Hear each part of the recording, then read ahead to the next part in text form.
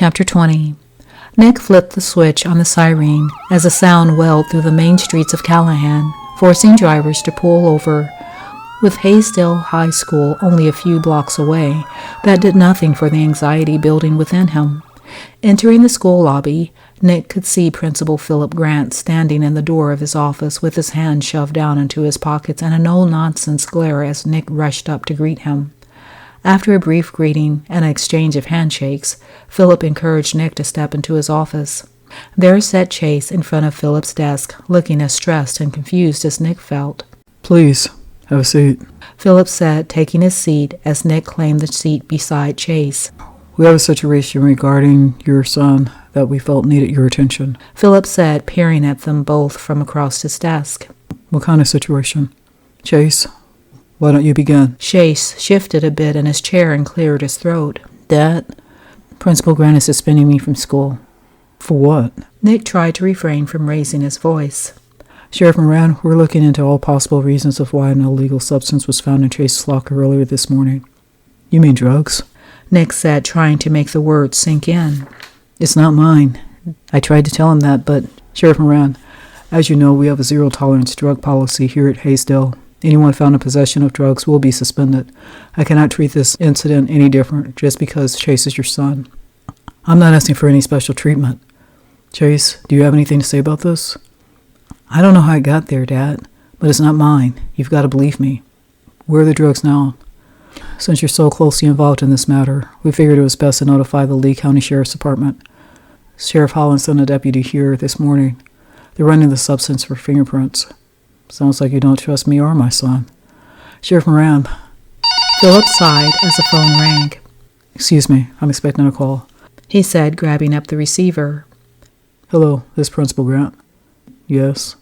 He looked at Nick and then at Chase. "I see," he said flatly. "Well, I appreciate your getting back to me so quickly. Thank you. Goodbye." He hung up. That was Sheriff Holland. He said the lab was unable to get a clean print off the bag. Then whoever put it there was wearing gloves. "Yes, but who's to say that Chase wasn't the one wearing the gloves? Look, I know my son may not be the model student, but he's not a drug dealer or a user either. Chase, I need to speak to your dad in private." "Dad?" Chase looked panicked. "It's okay. I'll be out in a minute." Chase got up and left, closing the door behind him. Philip looked at Nick. "I had to follow procedure. I hope you understand. You did what you felt you had to do. I don't like it, but I can respect it. Sheriff Moran, I have no proof as to how those drugs got into your son's locker. And in all honesty, you can't answer that question either. Up until 2 weeks ago, I didn't know that drugs were in my school. Thanks to you and that fake bomb threat, I now know that any one of my students could have access. I also know that includes my faculty. The bottom line is, I don't know what I'm dealing with. All I know is that we've got ourselves a big problem. And until I get some answers, we need to go with my initial plan." "You mean suspending my son?" "It isn't for the reason you think. You and I both know that drugs just don't appear by themselves. If Chase didn't put them there, someone else did. Chase told you in the beginning it didn't belong to him. Put yourself in my shoes for a moment. What would you do? You're right. Chase is not a model student. He could be guilty, but I don't know that for sure. My hands are tied." "How did you know the drugs were there?" "The boy who shares the locker with him told me." "Do you not see a connection here? I ran a raid 2 weeks ago exposing drugs in Jacob Larson's locker. Not only do I have proof that those drugs belong to him, I have proof that the man working in your audiovisual department is linked to the case I'm investigating. Have you seen Ryan Hollis since then?" "No, I haven't." "What's happening here is no coincidence.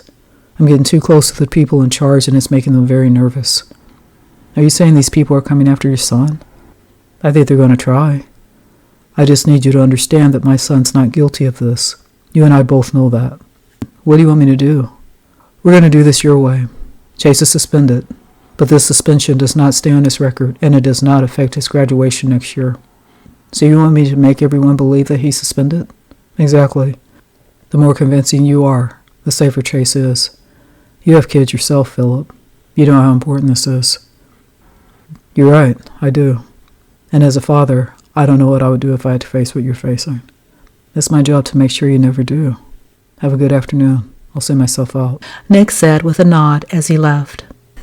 That evening, Chase sat at the table, staring down at the meatloaf and stuffing on hase plate.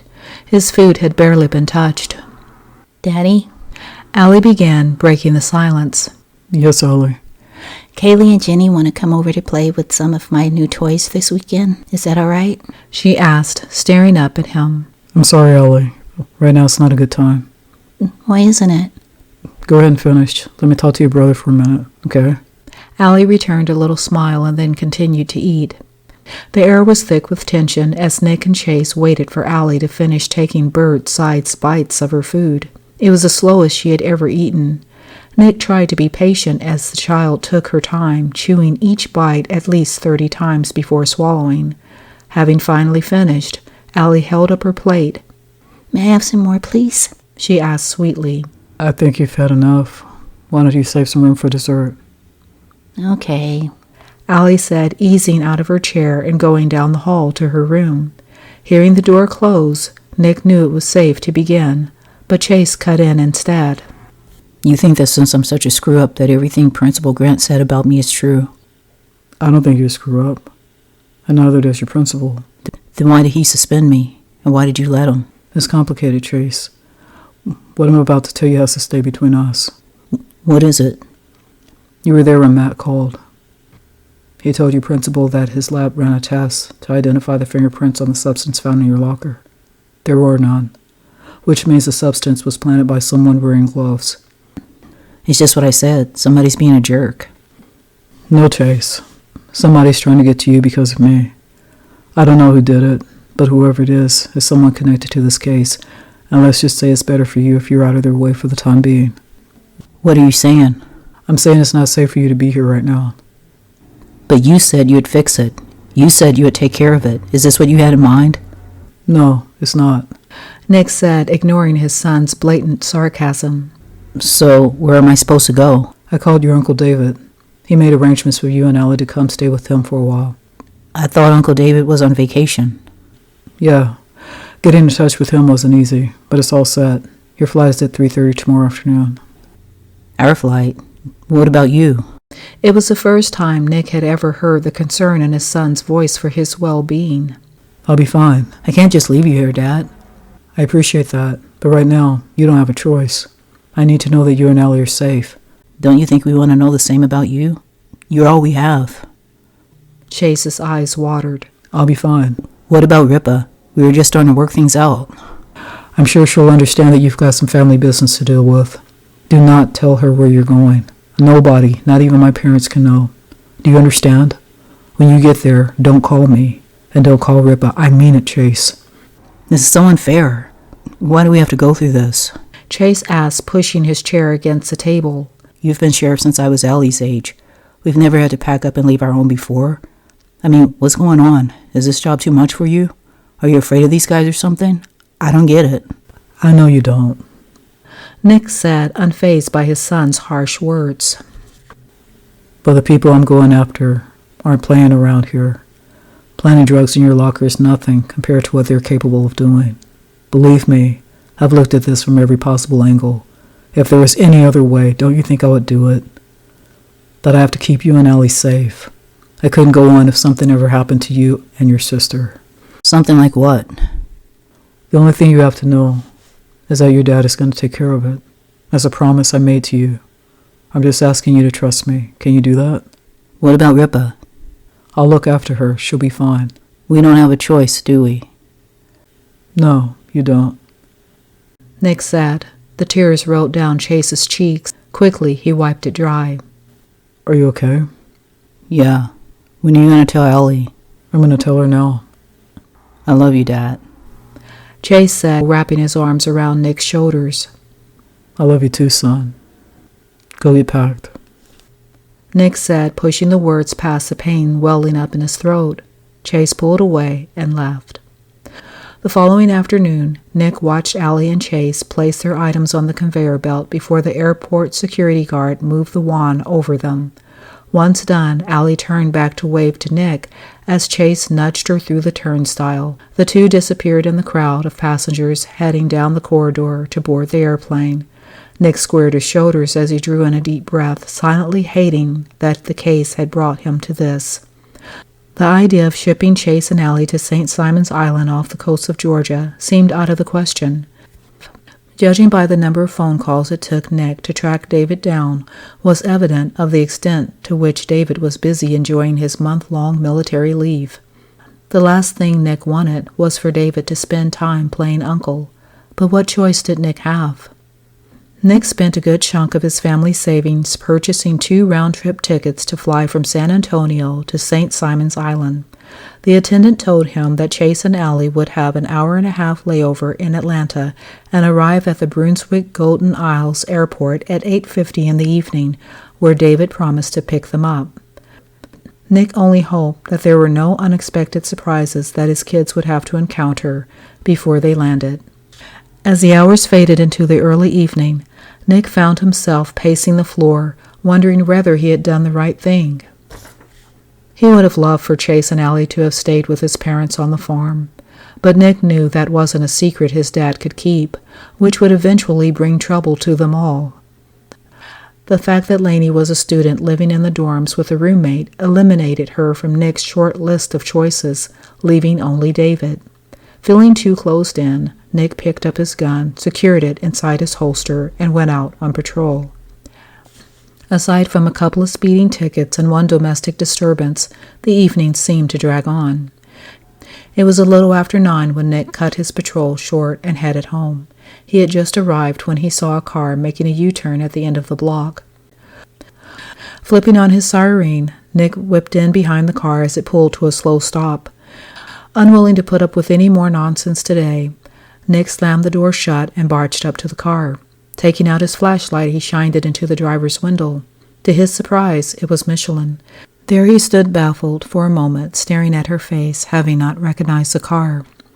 "Nick, turn off the flashlight. You're blinding me," Michelin said, shielding the light from her eyes with her hand. "You're not going to arrest me, are you?" She asked teasingly, but judging by his expression, she wasn't sure. No, but... He stammered, turning off the flashlight, returning it to his holster. "Came over to see you, and you weren't home." Michelin interrupted. So you're just going to leave? "I wasn't sure how long you would be." Never mind that. Can you come inside? Nick asked, pushing his fingers through the close-cut strands of his hair. "Yeah, I'll park." Nick watched Michelin pull around and park. Once done, he pulled his car up to the curb. Together, they walked up to the porch and went into the house. Michelin stood in the living room as if she was waiting for something. What is it? Nick asked, taking off his holster and setting it on the desk in the corner. "Nothing. I just don't want to wake up your kids." They're not here. "Where are they?" I can't say. "You mean you don't know?" She looked confused. I know where they are. I just can't talk about it. "What happened, Nick?" Michelin asked, sitting down on the sofa. Someone planted drugs in Chase's locker yesterday. Nick sat down beside her. "What is the school saying? Do they know who did it?" I talked to the principal. I'm not sure who's behind it, but I'm pretty sure it has to do with the case. "Absolutely." I've been told Ryan Hollis thinks I'm onto him. And he's waiting for Riko or J-Lo to give the word so he can take me out. "Who told you this?" It doesn't matter. It's just all a matter of time, so I got the kids out of Callahan. "What about you? You can't stay here." I'm not leaving. "It isn't safe, Nick. Callahan is as big as a postage stamp. It won't be long before they find out where you live." I've never run from a case before. "This is different. I was going to wait to tell you, but I got a call from Brett. He's recusing himself from the case. Isn't that great?" Michelin asked. However, with everything else, her big news seemed a bit deflated. Yeah, it's very good news. Nick sounded distracted. "There's more," she added. What? "I still have some contacts in D.C. who are loyal. Anyway, they've been checking into the whereabouts of Charlene Berta. They found her." Where is she? Nick asked, unable to get the words out fast enough. A woman fitting Charlene's description was seen passing counterfeit bills in a rental car agency down in Florida. She's going by the name Norma Billings. Anyway, she is being detained at the Jacksonville Police Department. So, you can have Fisk drive down and bring her back." There's no way I'm doing that. "Why not?" She shook her head. I'm going to go pick her up myself, and I'd like for you to come with me. "But what about things here?" My reasons for leaving have just left, for the time being, and Fisk will be more than happy to look after Callahan until we return. It shouldn't take any more than a couple of days at the most. What do you say? You've got it, Sheriff, Michelin said with a clever smirk. Nick was silent for a moment. Michelin sat there waiting for him to speak. He looked as though he was in deep thought about something. She couldn't help but wonder if it had anything to do with his children. Obviously, he wasn't ready to trust her with their whereabouts. She understood. Well, if we're leaving tomorrow, I guess I should go pack a few things for the trip. Michelin, I can't go. Nick said finally. I really don't know what I was thinking. It's a great thought, she said with a little laugh. I mean, who could blame you for wanting to get out of Callahan and see a change of scenery, even if it is to go and pick up someone from a police station? But you're right. Your place is here. I just want my life back. That's understandable. But you've got to learn to delegate responsibility. I think given the opportunity, this might make you proud. I can't lose another suspect, Michelin. I let Ryan Hollis and Jacob Larson get away, and now I can't find them. Charlene Bird is all I have left. I need her to close this case. As great as it sounded, you know you couldn't have gone. So why'd you agree to come with me? We're partners, remember? Nick smiled. I really should be going. I have to pick up my car early in the morning, Michelin said, getting up. That's right. What happened to yours? Nick got up. You know that adorable little habit I have of locking my keys in my car? What about it? Well, this guy pulled up and tried to help me. Anyway, it was kind of odd the way he kept staring at my license plate and asking questions about where I was from. Should I be jealous? Nick asked, feeling his curiosity getting the best of him. You have nothing to worry about. Anyway, I told him that I was here on business. And I guess he got tired of trying. That's when he bashed my window in with his fist and got my keys. Why didn't you just call me? It all happened so quickly. But he was kind enough to pay for my window. Well, sort of. She chuckled. What does that mean? He handed me $40 to help pay for the damage. He said it was all he had on him. Anyway, right now my car is at the shop. It should be ready for pickup tomorrow morning. So this guy is obviously not from around here. No, he was from New Jersey. New Jersey? Nick asked with a peculiar tone. Yeah, I saw his tags when he drove away. Did you get his license plate number? Now you're being paranoid. Not everyone is involved in this case. He was probably just passing through and saw that I needed help. He may have been a little odd, asking so many questions and bashing in my window, but there is no other way to get my keys out of the car. I mean, sure, I could have called Larry, but I didn't have his number. She teased. It doesn't make any sense. Why New Jersey? What would he possibly be doing down in Texas? He's probably visiting a relative, or maybe he's just passing through. No. Why else would he care about where you're from? Come on, Nick. Do you know what I think? You're tired, and you're letting this case get to you. You need sleep. I know that. But it just doesn't add up. On that note, Sheriff, I'm going to say goodnight. Call me tomorrow, she said, giving Nick a quick peck. Michelin had intended for it to be a short kiss, but Nick moved his arms around her waist and lingered in the moment a while longer. That was nice, Michelin said, slowly pulling away.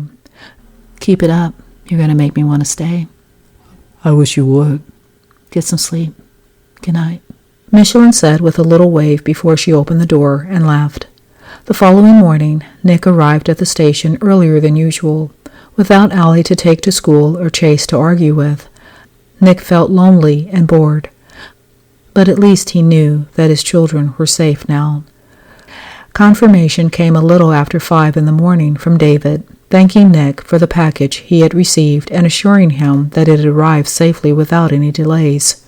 After his call, Nick decided to head into the office to get an early start on his work. It was 8:05 a.m. when Fisk arrived. You want to see me, Sheriff? Nick looked up from his work. There stood the young deputy, eagerly waiting to hear what Nick had to say. Yes, please, have a seat. Nick spent the following 20 minutes going over the specifics of Charlene Burda's tie to the case. Here is the address where she's being detained. I need you to drive down to the Jacksonville Police Department in Florida and bring her back. Me? That's not a problem, is it? You are my deputy. I will cover all your expenses. It should take no more than 3 days at the most. Can you do it? Absolutely. But won't you be short-handed here? I'll manage until you get back. Then I'll leave right now. Fisk, I need you to handle this matter with extreme caution. Like I said, Charlene Berta is very important to this case. I won't let you down. Thank you. Report to me if you have any problems. Yes, sir. Fisk nodded, then he left.